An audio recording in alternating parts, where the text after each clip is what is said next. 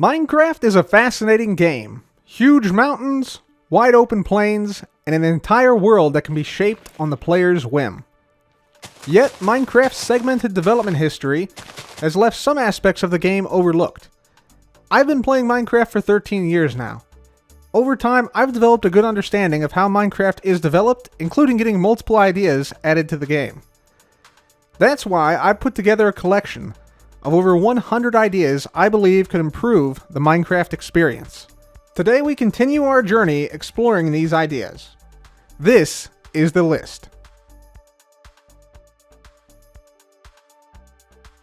First thing on the list today, slime chunks should be detectable in some way. Slime chunks are found throughout the Minecraft world in caves below y=40, but are almost entirely a hidden mechanic. There should be a way to know if you are in a space where a slime can spawn or not. I propose that a baby slime can be captured in a bucket. When you're anywhere where a slime can spawn, the slime in the bucket will wiggle. This would make it much easier to determine which chunks are slime chunks and which are not, without effectively forcing the player to dig out a large area and get lucky with seeing exactly what block the slime spawned on, and then to also know about chunks and how slime spawn mechanics work. Or, much more commonly, just look up where slime chunks are using a third-party program.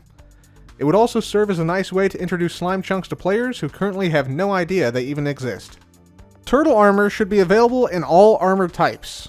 It will be crafted from turtle scoots and come in chestplate, leggings, and boots forms. Each armor type would give armor protection around the same as iron with more durability.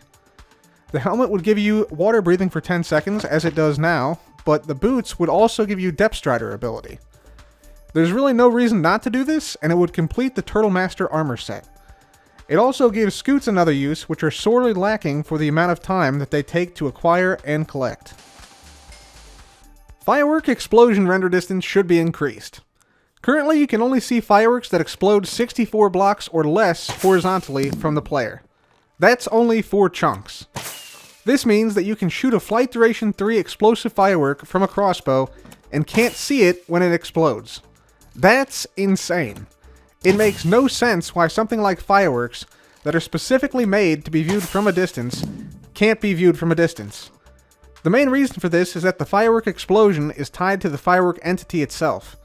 Entities like chests and banners typically disappear beyond 64 blocks for performance reasons, but it feels like this should be an exception. Like lightning was in past updates, where you could only see lightning strikes closer than 64 blocks, this is likely a relic of the past which hasn't been updated.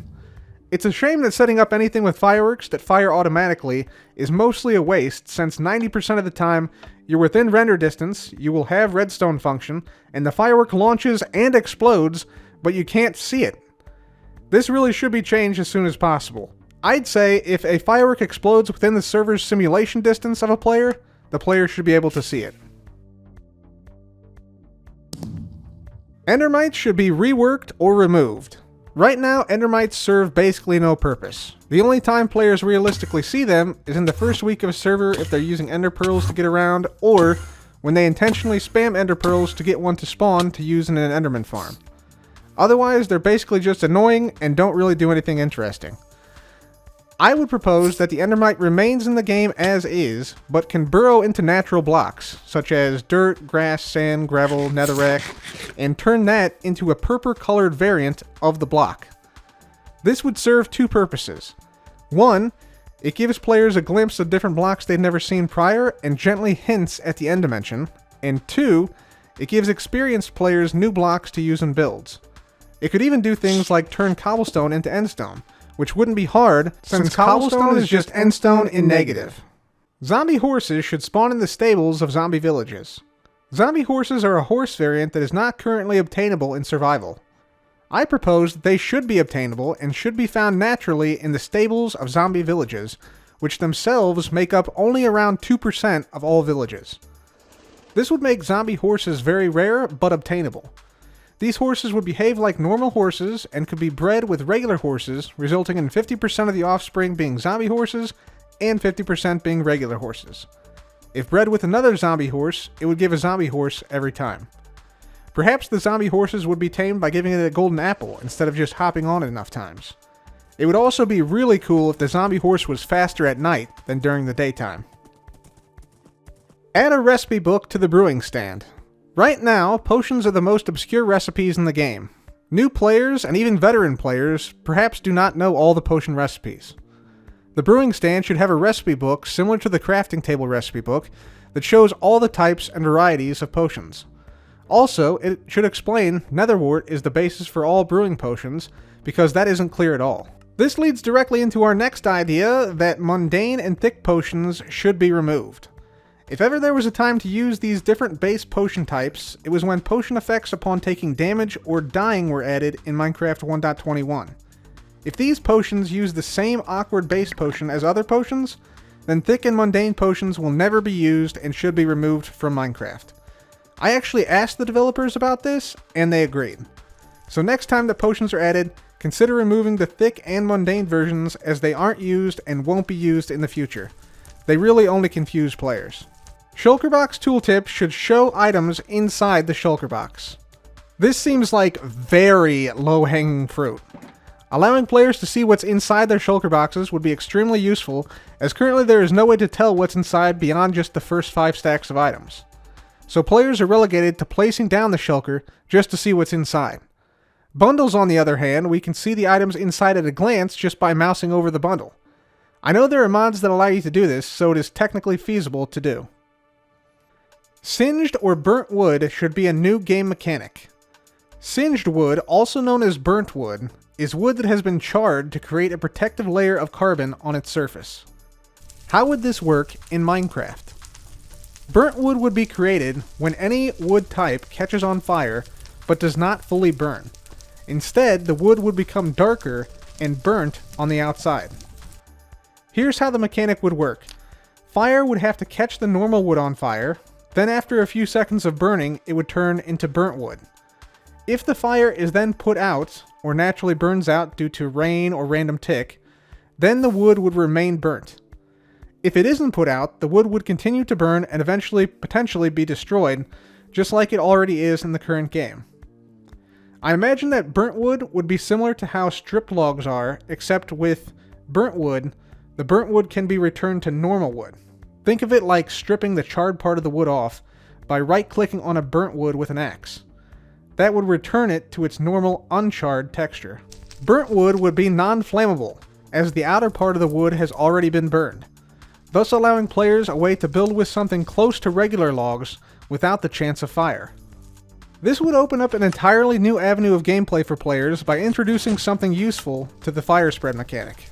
I can imagine players using this to create burnt wood factories where a piece of wood is lit on fire from every side and then doused in water before being moved by pistons, and then another wood is moved into place, lit on fire, doused with water, and repeat. It could also be cool to see burnt wood near lava pools in the world, which might naturally happen as lava pools can frequently ignite forests beside them. This might add a little bit of realism to the world, as burnt wood would indicate the existence of the fire mechanic. Obviously, warped and crimson wood would not have burnt variants, as they are not flammable. Add the ability to drop lit TNT and anvils while flying. How would this work? Basically, if you hold a TNT in one hand and a flint and steel in the other, you should be able to drop lit TNT while flying. This would be a great way to expand combat to the skies, allowing players to rain TNT from above.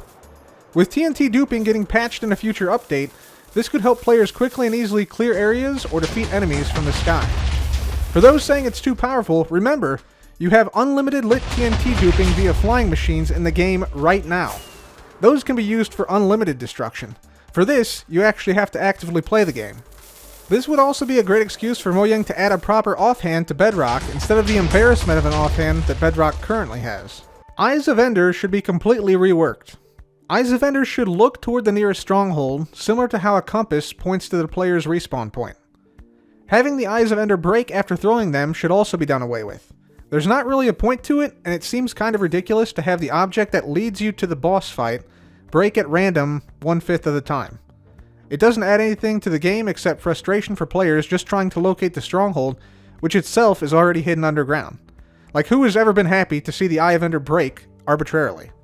Also, the eye only flies like a dozen or 2 blocks from where the player threw it.